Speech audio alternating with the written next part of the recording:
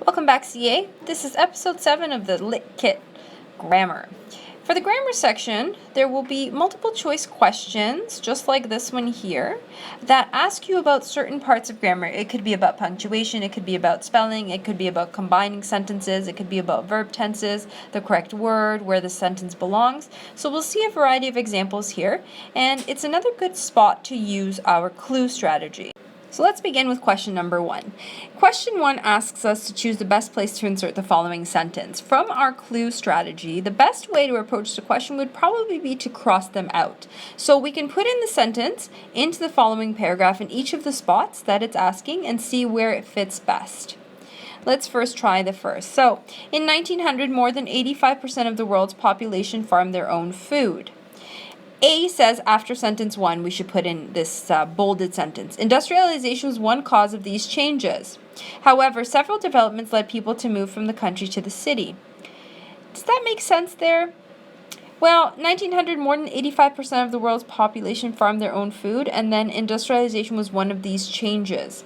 There doesn't seem to be a change indicated in sentence number 1, so A doesn't make sense. We can cross that out right away. Let's see, B asks after sentence 2. So let's read sentence 2. However, several developments led people to move from the country to the city. Okay, now we can put it in. Industrialization was one cause of these changes. This new type of economy depended on factories that were located close to raw materials, power, and transportation. Okay, so several developments led people to move from the country to the city. Industrialization was one cause of these changes. So people are moving from the country to the city. Could that be a change? Yeah, that could explain something. So industrialization, that sentence could fit in after 2. Let's not get rid of that option yet. Let's look at after sentence 3. This new type of economy depended on factories located close to raw materials, power, and transportation. Let's put in our sentence. Industrialization was one cause of these changes. Do we see, again, is in sentence 3, there doesn't seem to be any type of change mentioned. It's just the type of the economy, raw materials. So no seeming change. Let's get rid of this option right away. It doesn't make sense.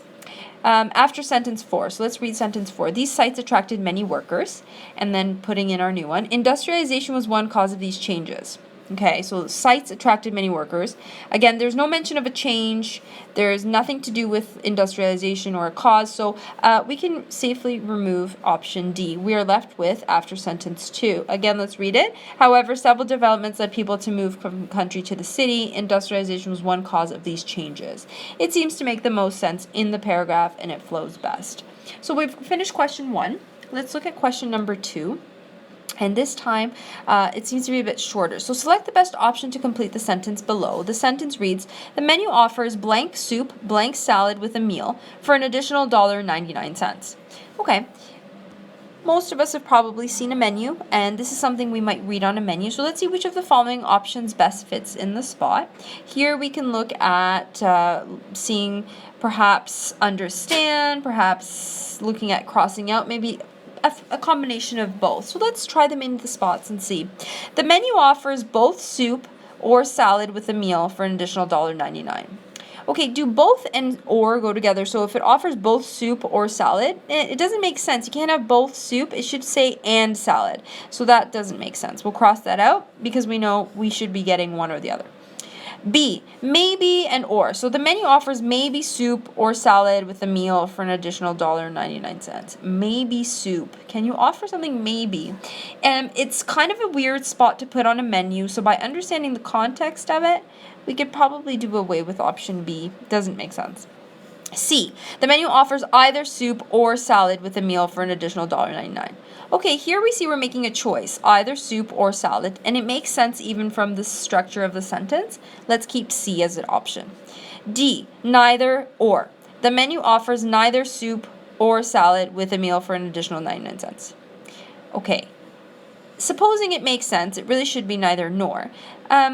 They're offering a choice, and we are going to pay $1.99, but you're not going to get no soup nor salad. So that just doesn't make sense from an understanding point of view. If this is on a menu, you wouldn't have that choice. I think our best fit is C, either or. So we cross out D again. We continue using our clue strategy to answer the last two, number 3 and 4.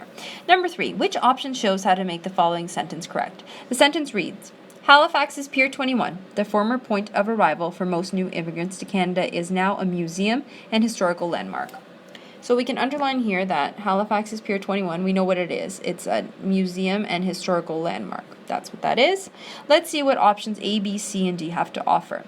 To make the sentence correct, we have to A, add a colon after arrival. Okay, let's try to do that and see if it makes sense. So this is a colon, that's what we would have to do. Halifax's Pier 21, the former point of arrival, colon, for most new immigrants to Canada. Well, typically a colon is used when there is a list or a definition or an explanation that follows. So after the point of arrival, we would have a colon, and is there a definition, a list, or an explanation of what Halifax's Pier 21 is? After arrival would be for most new immigrants to Canada is now a museum and historical landmark. It doesn't seem to provide one of these things, a list, a definition, or an explanation. So to add a colon would not make the sentence correct. We're going to get rid of option A. B, add a comma after Canada. Okay, we add commas usually when there's a natural break or a pause in when we are speaking or reading. So if we were to read this sentence again and add in the comma, this is what it would sound like. Halifax's Pier 21, the former point of arrival for most new immigrants to Canada, comma, is now a museum and historical landmark. It doesn't sound bad. It fits in with the sentence, and it does seem to be a natural fit when we read. We'll leave that B as an option. C, remove the capital on Pier. If we look at Halifax's Pier 21 at the top, we underlined it already. We know it's a museum and historical landmark. Again, the sentence tells us, and we've underlined it. So this is the name of the museum and historical landmark. Names are proper nouns, so they have to have capitals. Capital on Pier is correct. We shouldn't remove it. So let's go ahead and instead remove option C. D, remove the apostrophe in Halifax's. Well, when we look at the apostrophe right now, this indicates that it belongs to Halifax. So in other words, it's saying Halifax has this museum, Pier 21. Okay, if we get rid of the apostrophe, it would become a plural. In other words, we're saying that there is more than one Halifax that has a Pier 21, this former point of arrival. So is there more than one Halifax? Well, no. We really want to say that the museum belongs to the city of Halifax. The way it's currently written is correct. So we're going to go ahead and remove D, and we're left with adding a comma after Canada. That's the most natural and appropriate way to change the sentence so that it is correct. Finally, we come to option number 4. Which sentence is correct? We're given 4 sentences, so let's read them all and see what they're asking us to do. My father is feeling better for 2 weeks. Does that sentence sound correct? Well, really, we're looking at 2 different kind of verb tenses. A tense is whether it's in the present, it's happening now. In the past, it's already occurred. In the future, it will be taking place. So my father is feeling better, that's present, for 2 weeks. That seems to imply that it's already happened. So the present here does not match with the past here. That sentence is not correct. We're going to take that out. B, I don't remember how long I've had my car. Okay, I don't remember seems to be happening right now. How long I've had my car? Well, I've had my car for a while. So these two seem to make sense from a grammatical point of view. This happened before me remembering it. So far, so good. So let's leave B. C, I will be going on a bike ride when I changed my mind. Here's the question. Will be going indicates that it's happening in the future. When I changed my mind is something that happened in the past. These two don't match up. So we're going to take C out. The tenses are incorrect. Finally, we have, I promised Michael that I would pick him up at 10 p.m. I promised Michael that I would pick him up. Well, those two don't seem to be matching together at all. This really should say I promised Michael. So again, these sentences are incorrect. We're left with B.